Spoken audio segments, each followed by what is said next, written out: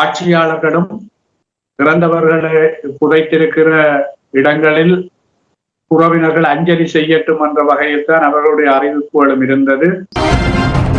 மாவீரர் நாள் என்ற பதங்கள் பயன்படுத்தக்கூடாது, விடுதலை புலிகளினுடைய அடையாளங்கள் பயன்படுத்தக்கூடாது என்ற கட்டுப்பாடுகளும் விதிக்கப்பட்டிருந்தது பாதுகாப்பு அமைச்சினர்.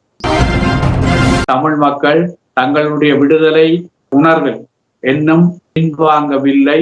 தங்களுக்கான விடுதலை கிடைக்கப்பட வேண்டும் என்பதில் அவர்கள் விடுதலை தீயில் ஆகுதியாகிய தியாகிகளை அவருடைய தியாகத்தை பாதுகாப்பதற்கு தயாராக இருக்கிறார்கள் என்ற செய்தி இந்த மாவீரர் நாளில் உணர்வோடு அங்கு போய் அந்த அஞ்சலியை செலுத்தி இருந்தார்கள்.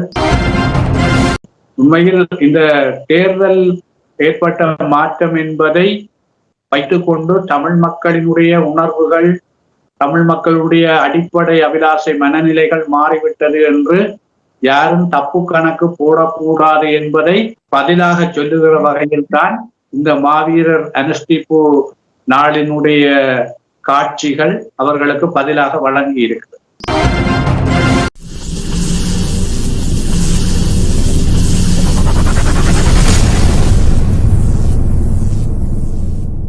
அன்பான அவர்களுக்கு வணக்கம். நீங்கள் பார்த்துக் கொண்டிருப்பது SCS தமிழ் தொலைக்காட்சி. SCS தமிழ் தொலைக்காட்சியில் வாரம் இடம்பெறுகின்ற அரசியல் ஆய்வுகளத்தோடு இணைந்து கொள்கின்றோம். அரசியல் ஆய்வுகளத்தில் எங்களோடு தாயகத்திலிருந்து வளமையாக பல வருடங்களாக இணைந்திருக்கின்ற சபாபதாஸ் அவர்கள் செலவின் மாவட்ட அமைப்பாளராகவும் அது மட்டுமில்ல ஒரு சிறந்த வரலாற்று ஆசிரியராகவும் வடக்கு மாகாண சபையின் முன்னாள் உறுப்பினராகவும் பணிபுரிந்து இப்பொழுதும் பல பொது சேவைகளை புரிந்து வருகின்ற சபாபதாஸ் அவர்கள் இணைந்திருக்கின்ற தாயகத்திலிருந்து வணக்கம் சார்.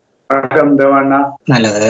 வளமையாகவே நாங்கள் பார்க்கின்ற தாயக இந்த வார பார்வையை பார்த்து கொண்டு கேள்வி பதிலும். இலங்கை தீவை பொறுத்தவரையில் என்றும் இல்லாத வகையில் ஒரு பாரிய இயற்கை அனர்த்தம் ஒன்று ஏற்பட்டு வடக்கு கிழக்கு தமிழர் தாயகம் உள்ளிட்ட தென்னிலங்கை பகுதிகள் உள்ளடங்கலாம் பாரிய வெள்ள அனர்த்தம் ஒன்று ஏற்பட்டிருப்பதன் காரணமாக மக்கள் தமிழர் தாயகத்தில் இருந்து இலங்கை தீவில் 43 லட்சத்துக்கு அதிகமான மக்கள் இந்த வெள்ளத்தினால் பாதிக்கப்பட்டிருக்கிறார்கள். அதைவிட கூடுதலான மக்கள் பதிவிடங்களை விட்டு சிறப்பு இடங்களில் சென்று அங்கு பாதுகாப்பாக தங்கியிருக்கின்ற ஒரு சூழலும் காணப்படுகிறது. இந்த நிலைமையில் காலநிலையில் ஏற்பட்ட பாரிய மாற்றம் என்றுமில்லாத வகையில் ஒரு பாரிய மழை வீழ்ச்சி ஒன்றை ஏற்படுத்தி இருக்கிறது. குறிப்பாக தமிழர் தாயகத்தில் ஒரு நாளில் 200 மில்லி மீட்டருக்கு அதிகமான மழை வீழ்ச்சி கிடைத்திருப்பதன் காரணமாக கடந்த காலங்களில் வெள்ளம் உட்புகாத பிரதேசங்களுக்குள்ளும் வெள்ளம் உட்புகுந்திருக்கிறது. அது மாத்திரமல்ல, தொடர்ச்சியாக வெள்ள நீர் வழிந்தோடுவதற்கு பல நாட்கள் எடுக்கக்கூடிய வாய்ப்புகள் தான் இருக்கிறது. அதே நேரம் பாதிக்கப்பட்ட மக்களுக்கு பல்வேறு தரப்பினரும் உதவி திட்டங்களை மேற்கொண்டு வருவதை நாங்கள் காணக்கூடியதாக இருக்கிறது. அரசாங்கத்தை பொறுத்தவரையில் உடனடியாக நடவடிக்கை எடுக்கக்கூடிய வாய்ப்புகள் இல்லாவிட்டாலும் தற்போது அனர்த்த முகாமைத்துவ அமைச்சுக்கள் மூலமாக அதன் பணிப்பாளர்கள் மூலமாக பல்வேறு இடங்களிலும் இந்த வெள்ள நீர் வெளியேற்றுகின்ற விவகாரம் மற்றும் உணவுகள், சமைத்த உணவுகள் வழங்குகின்ற செயற்பாடுகள் நடைபெற்றுக் கொண்டிருக்கின்றன. இதுதான் இன்று தமிழர் தாயகத்திலும் இலங்கை தீவிலும் முதன்மையாக காணப்படுகிற ஒரு இயற்கை அனர்த்தமாக காணப்பட்டு கொண்டிருக்கிறது. 15 ஆண்டுகளுக்கு பின் அப்படியான ஒரு அனர்த்தம் வந்திருக்கின்றது. இது பற்றிய காலநிலை அறிக்கைகளை பார்க்கின்ற போது தாயகத்திலிருந்து இந்தியாவை நோக்கி செல்லக்கூடியது எல்லாம் அறிக்கைகள் வந்தது. இப்பொழுது வடமாகாணத்தில் நிலைப்பாடு படி உண்மையாக காலநிலை மாற்றம் ஏற்பட போகிறது என்பதை நான் நினைக்கிறேன் 3 வாரங்களுக்கு முன்பாக வானிலை அவதானிப்பு நிலையம் அறிவித்திருந்தது. அந்த வானிலை அவதானிப்பு நிலையத்தின் அறிவிப்புக்கு ஏற்றால் போல் அரச யந்திரம் அதனை தயார்படுத்தலில் இல்லாததன் காரணமாகத்தான் இந்த அனர்த்தம் பாரிய அளவில் மக்களை பாதிப்படைய செய்யக்கூடிய அளவுக்கு மாறி இருக்கிறது. குறிப்பாக இந்த அனர்த்தம் ஏற்பட போகிறது என்று வானிலை அவதானிப்பு நிலையம் அறிவிக்கப்பட்ட காலத்தில் இருந்து இந்த வடிகால் அமைப்பு சீர்திருத்தங்கள் அல்லது அது தொடர்பான விடயங்கள் அல்லது மக்களுக்கான சரியான ஒரு தெளிவூட்டல்கள் அப்படியான விடயங்களை அரசாங்கமும் அல்லது அரச இயந்திரத்துக்கு கீழ் இருக்கிற அனர்த்த முகாமைத்துவ அமைச்சும் இதை சரியாக முன்னெடுத்திருந்தால் நான் நினைக்கிறேன் இந்த அனர்த்தங்களிலிருந்து ஓரளவுக்கு மக்களினுடைய பாதிப்பை குறைத்திருக்கக்கூடியதாக இருக்கும். அதே நேரம் இந்த அனர்த்தம் தொடர்பான தெளிவூட்டல் மக்களுக்கு இருந்தாலும் அதை பூரணப்படுத்தி கொடுக்கக்கூடிய வகையில் அரச யந்திரம் உடனடியாக தயார்படுத்தலில் இருக்கவில்லை என்ற ஒரு நிலப்பாடும், அனர்த்தம் ஏற்பட்டும் கூட அவர்கள் அந்த நிலைமையை ஏற்படுத்துவதற்கு அனர்த்தம் ஏற்பட்டதன் பிற்பாடு ஒரு சில நாட்கள் கழிந்துதான் அவர்கள் நடவடிக்கை எடுக்கக்கூடிய ஒரு சூழலுக்கு வந்திருக்கிறார். இதில் பல்வேறு குறைபாடுகள் இருக்கிறது. ஆனால் வானிலை அவதானிப்பு நிலையம் பல அறிவிப்புகளை உடனுக்குடன் இயலுமானவரை அவர்களால் சரியான தரவுகளை கொடுக்கக்கூடியதாக இருந்திருக்கிறது. அதனை அவதானித்து அதற்கான தயார்படுத்தலை செய்யக்கூடிய தரப்புகளின் பலவீனங்கள் தான் பாதிப்பை அதிகரிக்க செய்திருக்கிறது. மாவீரர்களின் தியாகம், ஆளுமையான தியாகம் தமிழர்களை பொறுத்தவரையிலே அப்படி இருக்கின்ற இந்த சூழ்நிலையிலே இவ்வளவு பெரிய அனர்த்தத்தின் மத்தியிலும் போராட்ட காலங்களில் சிறப்பாக இருந்து பணியாற்றிய மக்கள் இந்த முடிந்த மாவீரர் நாள் 27 மிக சிறப்பாக இந்த புயலிலும் மழையிலும் நின்று பல இடங்களில் அனுசரித்திருக்கிறார்கள். இதை பற்றிய தகவல்கள் ஆங்காங்கே உங்களுக்கு தங்களை அறியக்கூடியதாக இருக்கின்றது. தாயகத்திலும் மாவீரர் எழுச்சி நாள் என்பது மௌனிக்கப்பட்டது பிற்பாடு படிப்படியாக மக்களினுடைய எண்ணிக்கை ஒவ்வொரு மாவீரர் நினைவேந்தல்களிலும் அதிகரித்து சென்றிருப்பதைத்தான் நாங்கள் காணக்கூடியதாக இருந்திருக்கிறது. அதனுடைய ஒரு தொடர்ச்சியான ஒரு திரட்சி இம்முறை பலம் பெற்றிருக்கிறது. இது ஒரு சில இடங்களில் எதிர்ப்புகள் இருந்தாலும் சமூக வலைத்தளங்களில் மிக பாரியோர் அடக்குமுறை இருந்து கொண்டுதான் இருக்கிறது. தாயகத்திலிருந்து தேசிய தலைவர்களுடைய பிறந்த நாள் அன்று பல்வேறு பதிவுகளை பதிவு செய்தோ முகப்புத்தகங்களை வைத்திருப்பவர்களினுடைய பதிவுகளும் பேஸ்புக் வலையமைப்பில் நீக்கப்பட்டிருக்கிறது. அது மாத்திரமல்ல, டிக்டாக் வலைத்தளத்தில் போட்ட உடனேயே அதை மக்கள் யாரும் பார்க்க முடியாத அளவுக்கு தடுக்கிற அளவுக்கான தொழில்நுட்பங்கள் கையாளப்பட்டிருக்கிறது. ஆகவே இது கடந்த காலத்தை விட சமூக வலைத்தளங்கள் மோசமாக அடக்கப்பட்டிருக்கின்றன. அந்த செய்திகள் வெளியில் செல்ல விடாமல் தடுக்கப்பட்டிருக்கிறது. அதே நேரம் ஆட்சியாளர்களும் இறந்தவர்களை புதைத்திருக்கிற இடங்களில் உறவினர்கள் அஞ்சலி செய்யட்டும் என்ற வகையில் தான் அவர்களுடைய அறிவிப்புகளும் இருந்தது. மாவீரர் நாள் என்ற பதங்கள் பயன்படுத்தக்கூடாது, விடுதலை புலிகளினுடைய அடையாளங்கள் பயன்படுத்தக்கூடாது என்ற கட்டுப்பாடுகளும் விதிக்கப்பட்டிருந்தது பாதுகாப்பு அமைச்சினர். ஆனால் இவற்றையெல்லாம் தாண்டி கடந்த காலத்தில் எப்படி அவர்களுடைய அனுஷ்டிப்புகள் இருந்ததோ அந்த அலங்காரங்களுடனும் அந்த அடையாளங்களுடனும் மக்கள் உணர்வுபூர்வமாக அஞ்சலியில் ஈடுபட்டிருந்தார்கள். மழை வெள்ளம் என்பது கடந்த காலங்களிலும் மாவீரர் நாட்களில் இப்படியான காலநிலை மாற்றங்கள் ஏற்படுகிறது வளமை. ஆனால் இம்முறை வெள்ளம் அதிகமாக இருந்தாலும் உணர்வோடு அங்கு போய் அந்த அஞ்சலியை செலுத்தி இருந்தார்கள். உண்மையில் இந்த தேர்தல் ஏற்பட்ட மாற்றம் என்பதை வைத்துக்கொண்டு தமிழ் மக்களினுடைய உணர்வுகள், தமிழ் மக்களுடைய அடிப்படை அபிலாசை மனநிலைகள் மாறிவிட்டது என்று யாரும் தப்பு கணக்கு போடக்கூடாது என்பதை பதிலாக சொல்லுகிற வகையில் தான் இந்த மாவீரர் அனுஷ்டிப்பு நாளினுடைய காட்சிகள் அவர்களுக்கு பதிலாக வழங்கி இருக்கிறது. உண்மையிலேயே யாரும் தவறான கணிப்பை போடக்கூடாது என்பதை இதிலிருந்து புரிந்து கொள்ள வேண்டும். நாங்கள் ஏற்கனவே STS தொலைக்காட்சி பதிவில் கடந்த பதிவில் சொல்லியிருந்தோம், NDP திசை காட்டிக்கு கிடைத்த வாக்குகளை விட தமிழ் தேசிய கட்சிகளினுடைய வாக்கு எண்ணிக்கை மிக பலமானதும் அதைவிட பன்மடங்கானதுமாக இருந்தது. ஆனால் தேர்தல் முறைமையில் உள்ள குறைபாடுகள் தான் அவர்களுக்கான ஆசனங்களை பகிர்ந்து கொள்வதற்கான வாய்ப்புகளை கொடுத்திருந்தது. ஆகவே வெறுமனே தேர்தல் முடிவுகளை வைத்துக் கொண்டு நாங்கள் தமிழ் மக்களினுடைய மனநிலைகளிலும் அவர்கள் தங்களுடைய அடிப்படை அபிலாசைகளிலும் இருந்து மாறிவிட்டார்கள் என்று தவறான கணக்கு போடக்கூடாது என்பதை பதிவு செய்திருந்தோம். அந்த பதிவுக்கு ஏற்றால் போல்தான் இந்த மாவீரர் தின அஞ்சலி நிகழ்வுகளும் பங்கெடுத்த மக்களினுடைய உணர்வுகளும் வெளிக்காட்டி இருக்கிறது. ஆகவே மாவீரர் நாள் என்பது தமிழ் மக்களை பொறுத்தவரையில் அது ஒரு தேசிய தினம். தேசிய தினங்களில் அது மிக முக்கியமான தமிழர்களுடைய தேசிய நாட்கள் என்று சொன்னால் அது மிக முக்கியமான நாள் இந்த மாவீரர் நாள் தான். அதை நாங்கள் வேறு பெயர்களிலோ அல்லது வேறு நிலைப்பாட்டிலேயோ நாங்கள் அனுஷ்டிக்க முடியாது. அதே நேரம் மாவீரர் நாள் அனுஷ்டிப்பு என்பது விடுதலை புலிகளினுடைய அடையாளம் என்று அவர்கள் அதை ஒரு பகுதி சார்ந்து முத்திரை குத்தக்கூடாது. அது தமிழ் மக்களினுடைய அடையாளம் சார்ந்துதான் நாங்கள் பார்க்கிறோம். அதாவது சிவப்பு மஞ்சள் கொடி என்பது தமிழ் மக்களினுடைய விடுதலைக்கான ஒரு எழுச்சி கொடி. அந்த எழுச்சி கொடியை தமிழ் மக்கள் தங்களுடைய தேசிய தினங்களில் பயன்படுத்துவதற்கு பூரணமான உரிமை உண்டு. ஆகவே அந்த விடயங்களை கையாளக்கூடிய வகையில் தான் அவர்கள் தங்களை நிலைப்படுத்தி இருக்கிறார்கள். ஆகவே இதன் மூலமாக ஆட்சியாளர்களும் சரி அல்லது சர்வதேசத்தில் இருக்கிற சக்திகளும் சரி அல்லது இந்த தேர்தல் முடிவுகள் தமிழ் மக்களுடைய மனநிலைகளை மாற்றி இருக்கிறது என்று வியாக்கியானப்படுத்துகின்ற சீனா போன்ற நாடுகளுடைய பிரதிநிதிகளுக்கும் சரி இது ஒரு தெளிவான பதிலை இட்டு சொல்லி இருக்கிறது. தமிழ் மக்கள் தங்களுடைய விடுதலை உணர்வில் இன்னும் பின்வாங்கவில்லை.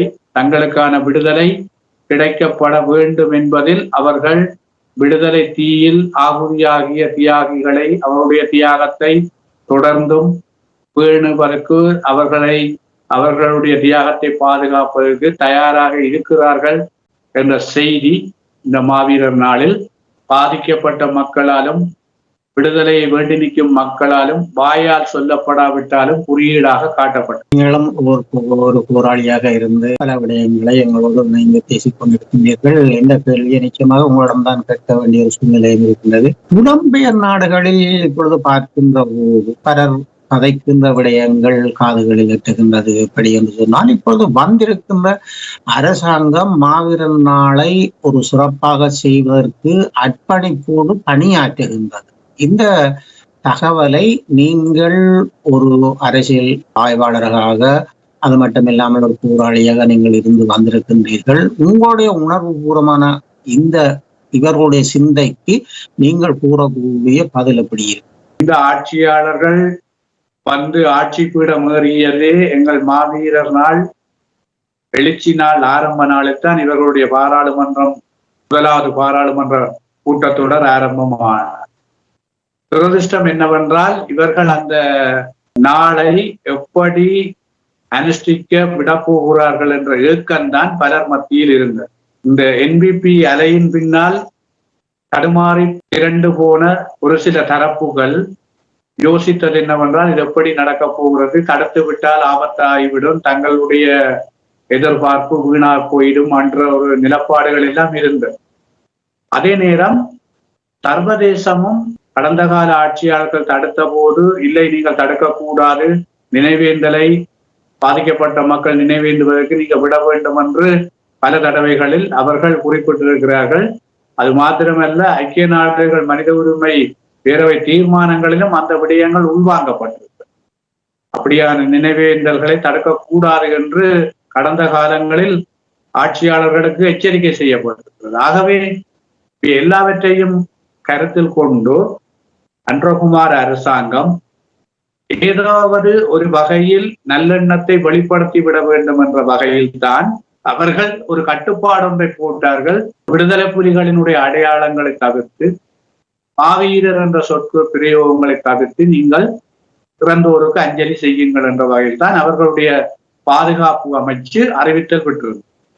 ஆனால் அவற்றை தாண்டி அதன் அடையாளங்களை அதன் வடிவமைப்பில் எந்த மாற்றமும் இல்லாமல் தான் மக்கள் உணர்வுபூர்வமாக அந்த செயற்பாடை செய்திருக்கிறார்கள்.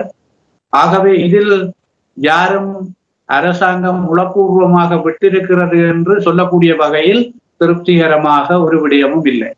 என்னை பொறுத்தவரையில் இது ஒரு நாடகம். இது என்னை பொறுத்தவரையில் வந்திருக்கிற மேடையில் தொடர்ந்து ஆட வேண்டும் என்பதற்கான ஒரு நம்பிக்கை வெளிப்பாடை காட்டிக்கொள்ள வேண்டும் என்பதற்காக விடப்பட்ட சந்தர்ப்பமே ஒழிய, ஆனால் இவற்றையும் தாண்டி கடந்த காலத்தில் பல எதிர்ப்புகள் மத்தியில் இதே அளவு மக்கள் துயிலும் இல்லங்களில் நின்று அஞ்சலி செலுத்தி இருக்கிறார்கள். அதைவிட பல பல செயற்பாடுகளில் ஈடுபட்டிருக்கிறார்கள். ஆகவே இது ஒரு புதிய விடயமாக நாங்கள் பார்க்க முடியாது. ஆட்சியாளர்கள் கடந்த கால ஆட்சியாளர்களைப் போலதான் செயற்பட்டிருக்கிறார்கள். அதுவும் இன்னொருபடி சமூக வலைதளங்களில் மோசமாக உடனுக்குடன் அந்த தரவுகள் நீக்கப்பட்டிருக்கிறது. என்னை பொறுத்தவரையில் இந்த நினைவேந்தல் நிகழ்வு முழுமையான இதய சுத்தியுடன் உளப்பூர்வமான மன எண்ணத்துடன் தமிழ் மக்கள் ஒரு சுதந்திரமாக கொண்டாடக்கூடிய முறையில் இன்னும் விடப்படவில்லை. அதை நாங்கள் தெளிவாக பதிவு செய்தான் ஆக வேண்டும். அந்த நிலைப்பாடு இன்னும் ஏற்படவில்லை. அந்த நிலைப்பாடு எப்பொழுது ஏற்படுகிறதோ அன்றுதான் தென்னிலங்கை ஆட்சியாளர்களின் மனதில் முழுமையான மாற்றம் ஏற்பட்டிருக்கிறது என்பதை நாங்கள் ஏற்றுக்கொள்ளக்கூடியதாக இருக்கும். ஊடக சுதந்திரம் எந்த காலம் ஒன்றும் தடுக்கப்படாது என்ற ஒரு சூழ்நிலை பேசிக்கொள்ளுகின்றார். அப்படி இருக்கும்போது இந்த மாவீரர் நாளை தடை செய்ததே ஒரு ஊடக சுதந்திரம் தானே. இதை பற்றி இளையோர் எப்படி பார்க்கின்றார்கள்? நாயகர் தமிழர்களுடைய விடயத்தில் அவர்கள் ஒரு எதிரான நிலைப்பாட்டில் தான் தொடர்ந்தும் இருக்கிறார்.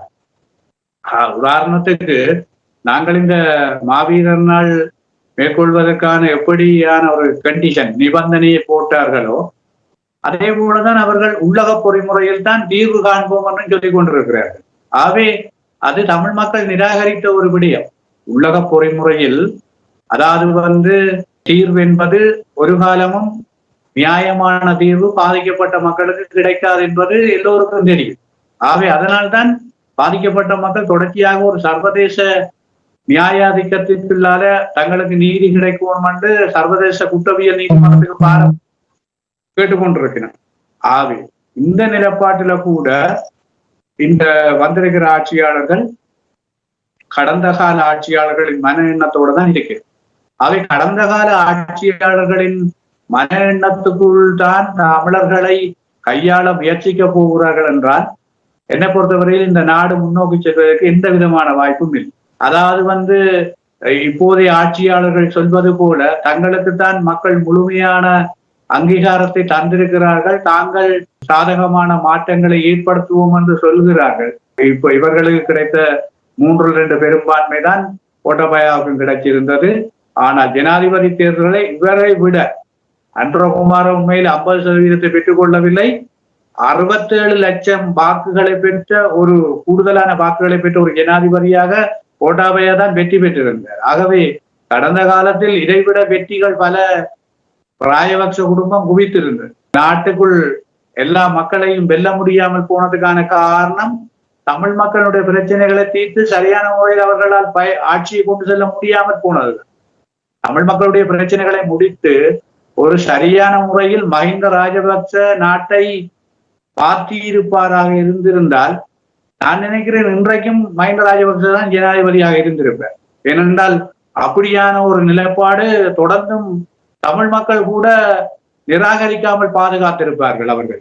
ஆகவே அவர்கள் எல்லாம் ஆட்சிக்கு வரும் முன்னர் கதைத்ததும் ஆட்சிக்கு வந்ததன் பிற்பாடு நடந்து கொண்ட விதங்களும் தான் முற்றுமுழுதான பலவீனம் ஏற்படுவதற்கு காரணமாக இருந்தது. ஆகவே வந்திருக்கிற அன்றகுமார அரசாங்கம் கடந்த பதிவில் சொன்னது போலதான் அடுத்த வருடம் நாங்கள் ஒரு சித்திரை வைகாசி மாசங்கள் வரை நாங்கள் பொறுத்திருந்து பார்த்தால்தான் தெரியும் எப்படி எல்லாம் எதிர்காலத்தில் தமிழ் மக்கள் சார்ந்த விடயங்களில் இவர்கள் தங்களுடைய நல்லெண்ணத்தை வெளிப்படுத்த போகிறார். நல்லெண்ணம் என்பது மக்களினுடைய நீண்டகால பிரச்சனைகளுக்கு அவர்கள் வைக்கிற நிரந்தரமான தீர்வில் தான் தங்கி இருக்கிறது. நாங்கள் வெறுமனே அங்கு ஒரு ரோட் திறக்கப்பட்டிருக்கிறது, அங்கு ஒரு தடை முகாம் எடுக்கப்பட்டிருக்கிறது, அங்கு ஒரு காணி விடப்பட்டிருக்கிறது என்ற கதையெல்லாம் எங்களுக்கான தீர்வு அல்ல. இன்று எடுக்கப்பட்ட தடை முகாம் என்னோடத்தில் போடப்படலாம், இன்று எடுக்கப்பட்ட வீதி என்னொரு இடத்தில் அடைக்கப்படலாம். ஆகவே இதெல்லாம் எங்களுக்கான நிரந்தர தீர்வு அல்ல. எங்களுக்கான நிரந்தரமான நாங்கள் கோரி நிற்கிற பிரச்சனைகளுக்கான நிரந்தர தீர்வை அவர்கள் எப்படி ஏற்படுத்த போகிறார்கள் என்பதுதான் இருக்கு. மாவீரர் தினம்ன்றது எங்களுக்கு நிரந்தரமான ஒரு தினம். அந்த நிரந்தரமான மாவீரர் தினத்தை எப்படி அனுஷ்டிக்க வேண்டும் என்று நிபந்தனை போடுகிற நிபந்தனை விதத்திலேயே தெரிகிறது இவர்களால் இந்த நாட்டுக்குள் பிரச்சனையை எவ்வளவு தூரம் இவர்கள் தீர்ப்பார்கள் என்று ஒரு ஆரோக்கியமாக தீர்க்கக்கூடிய வழிவகை இவர்களிடம் இல்லை என்றுதான் என்னால் உறுதியாக சொல்ல முடியும். இதில் நான் நினைக்கிறேன் கேட்டுக்கொண்டிருக்கிற புலம்பெயர்ந்த நாடுகள் இருக்கிற பலருக்கு என்னில கோபம் பெறும். என்னடா இவன் தொடர்ச்சியா அன்றகுமார அரசாங்கத்தை எதிராகத்தான் கதைச்சு கொண்டிருக்கிறார், அவர்கள் பிளவிடுகினம் என்று சொல்லிக் கொண்டிருக்கிறார். அவர்களுக்கு என்றும் இல்லாத பாசம் கொஞ்சம் பேருக்கு அவையில வந்திருக்கு.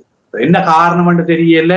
நான் நினைக்கிறேன் அவர்களுக்கு கொஞ்சம் பேருக்கு வந்திருக்கிற பாசம் கடந்த காலத்துல இருந்த ஆட்சியாளர்களோட அப்படி பாசமாயிருக்கிற ஒரு கொஞ்சம் பேர் மறைமுகமான டீல்ல இருந்தவை. ஏனென்று சொன்னால் அவர்கள் இந்த ஸ்ரீலங்காவுக்கு வந்து போறதுக்கு அப்படியான தரப்போட தொடர்புகளை வச்சிருந்தவ. ஆகவே அந்த தரப்புகள் இப்ப முற்றாக ஆட்சி அதிகாரத்திலிருந்து நீங்கி ஒரு புதிய தரப்பு வந்திருக்கு. ஆகவே புதிய தரப்புக்கு தாங்கள் ஆதரவானவர்கள் என்று காட்டிக்கொண்டு சில நகர்வுகளை செய்யறதுக்காக தான் பலர் துடிக்குது. அது பலருடைய நடிப்பும் பலருடைய துடிப்பு. இது பலருக்கு விளங்கும். ஆகவே இங்க தாயகத்திலேயும் அப்படித்தான். இன்றைக்கு டக்ளஸின் முகாம், பிள்ளையாண்ட முகாம், அப்படியான முகாம்கள் எல்லாம் மூடப்பட்டு அப்ப மூடப்படும் என்று தெரிஞ்ச உடனே என்பிபி அலின்னு சொல்லி மாறினாக்கள் தான் கொஞ்சம் பேர்.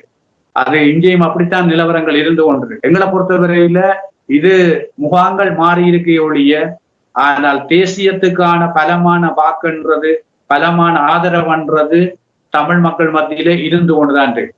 அது புலம்பெயர்ந்த தேசத்தில் இருக்கிற உணர்வாளர்களும் தேசியத்துக்காக கடந்த காலத்துல வீராக வேலை செய்தவங்களும் இன்றைக்கு தேசியத்தின் பற்றுறுதியோடு தான் இருக்கிறாங்க. அதே நேரம் தாயகத்துல தேசியத்துக்காக எதையும் இழக்க தயாரா இருக்கிறவன் இன்றைக்கும் தேசியத்தோட பற்றுறுதியா தான் இருக்கிறான், கதைச்சு கொண்டுதான் இருக்கிறான். இன்றைக்கு மாவீரர் துயிலும் இல்லத்துக்கு வந்த ஒவ்வொருத்தனுக்கும் தெரியும், நாளைக்கு இந்த வீடியோக்கள் படங்கள் எடுத்து தங்களுக்கு பிரச்சனை பெறும் என்றதும் தெரியும். தெரிஞ்சும் அதை தாண்டி வந்திருக்கிறான்னு சொன்னால் அவன் தேசிய உணர்வோடு தான் வந்திருக்கான். எங்களை பொறுத்தவரையில இந்த தேர்தல் முடிவுகள் தமிழ் மக்களுடைய பிரச்சனையை அளந்து விடும் அல்லது அதுதான் அளவா முடிந்துடும் என்று நினைத்தால் அது தவறு. தமிழ் மக்களுடைய பிரச்சனைக்கு ஒரு அளவீடு செய்யணும்டா வெளிப்படையா சொல்றோம். அது சர்வதேசத்திடம் நாங்கள் கேட்கிறோம், ஸ்ரீலங்கா ஆட்சியாளரிடம் நாங்கள் கேட்கிறோம். நீங்க வேணுமென்றா ஒரு ரெஃபரண்டம், ஒரு சர்வசன வாக்கெடுப்புக்கு வாங்க. அந்த வாக்கெடுப்பு தான் தீர்மானிக்கும் தமிழ் மக்கள் அரசியல் அதிகாரங்களை பெற்றுக்கொள்ள விரும்புகிறோமா விரும்பலையா.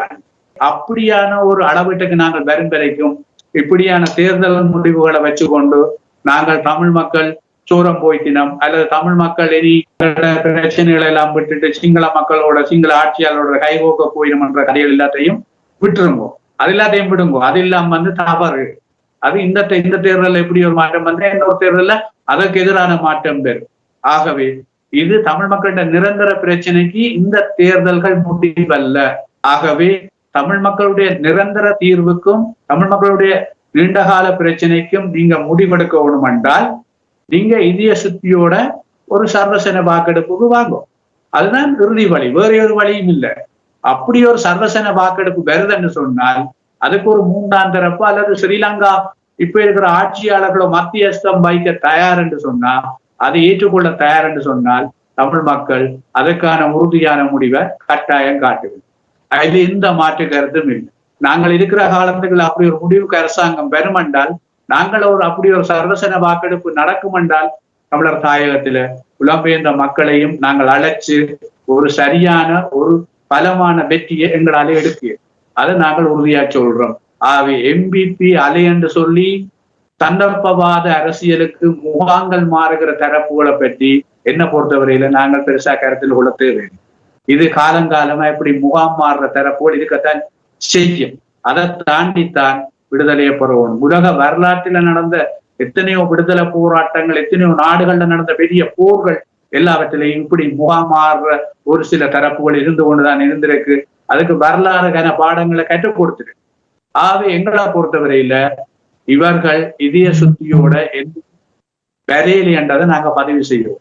இதய சுத்தியோட வருகினமா என்றத இந்த அலையில திரும்பி நாட்களும் உணர்ந்து கொள்றதுக்கான காலமா தான் அடுத்த ஆண்டு நடப்போரி வர நாங்கள் இவர்களிட அவதானிப்போம். புலம்பெயர் நாடுகளில் விடுதலை புலிகளை பயங்கரவாதிகள் என்று ஒரு முத்திரை குத்தப்பட்டு இருந்தாலும் கூட இந்த புலம்பெயர் நாடுகளிலே மிக சிறப்பாக மாவீரர்கள் நாளை நடத்துவதற்கு இந்த நாட்டு அரசுகள் உரிமையை வழங்கி இருந்தன. முகநூல் பதிவாக இருக்கலாம், அல்லது யூடியூப் பதிவாக இருக்கலாம், அல்லது தொலைக்காட்சிகளில் ஒளிபரப்புகளாக இருக்கலாம். அனைத்துமே பற்றுறுதியோடு நடைபெற்ற ஒரு நிகழ்வாக இங்கு உள்ள மாவீரர்கள் நாளும் நிகழ்ந்திருந்தது. புலம்பெயர் நாடுகளில் இப்படி இருக்கின்ற போது இப்பொழுது நீங்கள் கூறிய விடயங்களை பார்க்கின்ற பொழுது தமிழர்களை இன்னும் அடிமைத்தனம் படுத்துவதற்கான ஒரு பார்வையாகவே பார்க்கக்கூடியதாக இருக்கின்றது. இதற்கான ஒரு விடிவு வருவதாக இருந்தால் தமிழ் மக்கள் ஒன்றிணைந்து நிற்க வேண்டும். இந்த தமிழ் மக்கள் ஒன்றிணைந்து நிற்க வேண்டும் என்ற அந்த பகுதியை நாங்கள் பார்ப்போமாக இருந்தால் பல புத்தறிவுகளை தமிழரசு கட்சி கொண்டு ஓரளவுக்கு வாக்குகளை பெற்றிருக்கின்றது. இந்த தமிழரசு கட்சியும் அல்லது மற்ற பொது வேட்பாளர்களும் எவ்வண்ணம் இணைய வேண்டும் என்று அங்கு பேசிக் கொள்கிறார்கள். இந்த தேர்தல் தமிழ் தேசிய கட்சிகளினுடைய உடைவும் பிரிவும் தேர்தல் முடிவுகள்ல பின்னடைவு ஏற்படுவதற்கு காரணமா இருந்திருக்கிறது. ஆனால் என்பிபி எடுத்த வாக்குகளை விட தமிழ் தேசிய கட்சிகள் எடுத்த வாக்குகள் அதிகம். அதே நேரம் வாக்களிக்காத ஒரு எண்ணிக்கை எல்லாவற்றையும் வச்சு பார்க்கிற போது அரசு தரப்பு ஆதரவு என்பது மிக குறைந்த அளவாகத்தான் இருந்திருக்கிறது. ஆனால் இதுல தவறுகள் உண்மையிலேயே இலங்கை தமிழரசு கட்சியினுடைய தலைமைகளினுடைய பலவீனங்கள் தான் தவறுகளுக்கு மிக பெரிதான காரணம். அந்த பலவீனங்கள் இனியும் தொடருமாக இருந்தால் அது ஒரு தேர்தல் முடிவுகளுக்கு ஒவ்வொரு தேர்தல் முடிவுகளுக்கும் ஆபத்தானதாகத்தான் அமையும். ஆகவே அதில இருந்து மாறிக்கொள்ளணும் என்றால் இனியாவது இலங்கை தமிழரசு கட்சி தங்களுக்கான சரியான தலைமையை அறிவித்து கட்சியினுடைய கட்டமைப்புகளை சரியாக ஒழுங்கமைத்து ஏனைய தரப்புகளையும் எப்படி இணைச்சு பயணிக்கலாம் அல்லது எப்படி அவர்களை கடந்த காலத்தில் இருந்தது போன்ற ஒரு கூட்டமைப்பாக இணைத்து பயணிக்கலாம் என்று அவர்கள்தான் ஒரு முடிவுக்கு நியாயபூர்வமான முடிவுகளுக்கு கட்டுப்பட்டு வர வேண்டும். அப்படி ஒரு முயற்சிக்கு வராவிட்டால் தொடர்ந்து தமிழ் தேசிய கட்சிகள் பிரிந்து கேட்கிற போது அது அரச தரப்புக்கும் ஆதரவானதாகத்தான் எதிர்காலத்தில் அமையக்கூடிய வாய்ப்புகள் இருக்கும். வாக்கு வங்கி உடைபடுகிற போது எதிர் முகாமில் இருக்கிற வாக்கு வங்கி ஒரே தரப்புக்கு செல்கிற போது அது கூடுதலாக அரச தரப்புக்கு சார்பாகத்தான் அங்கு அமையப்பாங்க. ஆகவே மக்களும் விரத்தி கொள்ளக்கூடிய ஒரு சூழ்நிலை உருவாகும். இம்முறை தேர்தலிலும் அப்படியான சம்பவங்கள் தான் இடம்பெற்றிருக்கிறது. தமிழ் தேசிய கட்சிகளினுடைய உடைவின் விரக்தியும் ஒரு பகுதி வாக்கு அரசு கட்சிகளுக்கு செல்வதற்கு வாய்ப்பாக இருந்திருக்கிறது. இந்த தவறுகள் எல்லாவற்றையும் உணர்ந்து என்னை பொறுத்தவரையில் இலங்கை தமிழரசு கட்சி தங்களுடைய தலைமை யார் என்பதை உறுதியாக தெளிவுபடுத்தி கட்டமைப்பை மக்கள் முன்னாலே சரியாக நிறுத்தவும் அந்த முடிவுக்கு வந்தால்தான் ஏனைய கட்சிகளை அவர்கள் இணைத்து பயணிப்பதற்கான ஒரு சூழல் உருவாகும். ஏனைய கட்சிகளை எப்படி இணைத்து பயணிக்க போகிறார்கள் என்ற ஒரு நிலைப்பாட்டை உறுதியாக எடுக்கும் வரைக்கும் இந்த மாற்றம் என்பது ஏற்படுவது மிக கடினமானதாகத்தான் இருக்கும். ஆகவே ஒரு சுமூகமான ஒரு ஒற்றுமை ஒன்று ஏற்பட வேண்டும். ஏற்பட்டால்தான் தேசிய இருப்புகளையும் கட்டமைப்புகளையும் தேர்தல் அரசியலுக்குள் பாதுகாக்க முடியும். தேர்தல் அரசியலுக்குள் பாதுகாப்பதில் தான் வெளி பிம்பமாக இருப்பதன் காரணமாக நாங்கள் அதனையும் கருத்தில் கொண்டுதான் ஆக வேண்டும். ஆகவே ஏனைய செயற்பாடுகளில் தேசியத்தினுடைய பற்றுறுதிய மக்கள் இறுக்கமாக காட்டினாலும் ஜனநாயக சூழல் என்ற வகையில் தேர்தல் அரசியல் தான் அளவீடு செய்கின்ற ஒரு அளவுகோலாக மாறி இருக்கிறது. ஆகவே அந்த அளவுகோலுக்கு ஏற்ப தேர்தல்களை சரியாக கையாள்வதற்கு ஒற்றுமை, அதிகம் ஒரு புரிந்துணர்வுடன் கூடிய ஒற்றுமை என்பது காலத்தின் கட்டாயம் என்பதை நாங்கள் மறக்கக்கூடாது. உண்மையான விடயம். இப்பொழுது உணர்ந்து புரிந்து இருப்பார்கள் என்பது நாங்கள் அறியக்கூடியதாக இருக்கின்றது. மக்களுக்கான அரசியலை மக்களுக்கு என்ன எதிர்பார்க்கின்றார்கள் என்பதை தமிழ் கட்சிகள் இணைந்து கொண்டு செயலாற்ற வேண்டியது நிச்சயமாகவே அவர்களுடைய தார்மீக பொறுப்பு. இந்த தார்மீக பொறுப்பில் இருந்து தவறுவார்களாக இருந்தால் மக்களால் உண்மையில் மிக விரைவிலே வெறுக்கின்ற சூழ்நிலைகள் எல்லாம் வரும் என்பதுதான் நாங்களும் அறியக்கூடியதாக இருக்கின்றது. புலம்பெயர் நாடுகளிலும் கூட இது போன்ற தகவல்களைத்தான் கூறிக்கொள்கின்றார்கள். நல்லது சபா கோதாசர்களே, இன்றும் எங்களோடு இணைந்திருந்து முழுமையான தகவலை தாயத்திலிருந்து தந்தமைக்கு நன்றி. அடுத்த அரசியல் ஆய்வுகளத்தோடு இணைந்து கொள்வோம். நன்றி சபா. நன்றி. தாயகத்திலிருந்து முழுமையான தகவலை தந்திருந்தார் சபாகோதாஸ் அவர்கள். இவர் செலவு மாவட்ட அமைப்பாளராகவும் அது மட்டுமல்லாமல் ஒரு வரலாற்று ஆசிரியராகவும் வடக்கு மாகாண சபை முன்னாள் உறுப்பினராகவும் இன்னும் பொதுப்பணிகளிலும் அரசியல் பணிக்கும் போர்க்களத்திலும் நின்ற வீரனாக இன்றும் தன்னுடைய கொள்கையின் மத்தியில் இருந்து விலகாத ஒரு பற்றுள்ள வீரனாக பயணித்து வருவதை நாங்கள் பார்க்கக்கூடியதாக இருக்கின்றது. அது மட்டுமல்லாமல் நேர்மையான முறையிலே அரசியல் ஆய்வை பார்க்கின்ற ஒருவராகவும் நாங்கள் காணக்கூடியதாக இருக்கின்றது. அதனால் தான் தொடர்ந்து நாங்கள் அவருடன் பயணித்து இந்த தாயக அரசியல் நிகழ்வை நடத்தி வருகின்றோம். அந்த வகையிலே அரசியல் ஆய்வு களத்தில் இன்று இணைந்திருந்த அனைவருக்கும் நன்றிகளை கூறிக்கொண்டு மீண்டும் ஒரு முறை அடுத்த அரசியல் ஆய்வுகளத்தில் சபாபுதாஸ் அவர்களுடன் சந்தித்து கொள்வோம். நன்றி, வணக்கம். ஆட்சியாளர்களும் இறந்தவர்களை புதைத்திருக்கிற இடங்களில் உறவினர்கள் அஞ்சலி செய்யட்டும் என்ற வகையில் தான் அவர்களுடைய அறிவிப்புகளும் இருந்தது. மாவீரர் நாள் என்ற பதங்கள் பயன்படுத்தக்கூடாது, விடுதலை புலிகளினுடைய அடையாளங்கள் பயன்படுத்தக்கூடாது என்ற கட்டுப்பாடுகளும் விதிக்கப்பட்டிருந்தது பாதுகாப்பு அமைச்சினர். தமிழ் மக்கள் தங்களுடைய விடுதலை உணர்வில் இன்னும் பின்வாங்கவில்லை. தங்களுக்கான விடுதலை கிடைக்கப்பட வேண்டும் என்பதில் அவர்கள் விடுதலை தீயில் ஆகுதியாகிய தியாகிகளை அவருடைய தியாகத்தை பாதுகாப்பதற்கு தயாராக இருக்கிறார்கள் என்ற செய்தி இந்த மாவீரர் நாளில் உணர்வோடு அங்கு போய் அந்த அஞ்சலியை செலுத்தி இருந்தார்கள். உண்மையில் இந்த தேர்தல் ஏற்பட்ட மாற்றம் என்பதை வைத்துக்கொண்டு தமிழ் மக்களினுடைய உணர்வுகள், தமிழ் மக்களுடைய அடிப்படை அபிலாசை மனநிலைகள் மாறிவிட்டது என்று யாரும் தப்பு கணக்கு போடக்கூடாது என்பதை பதிலாக சொல்லுகிற வகையில் தான் இந்த மாவீரர் அனுஷ்டிப்பு நாளினுடைய காட்சிகள் அவர்களுக்கு பதிலாக வழங்கி இருக்கிறது.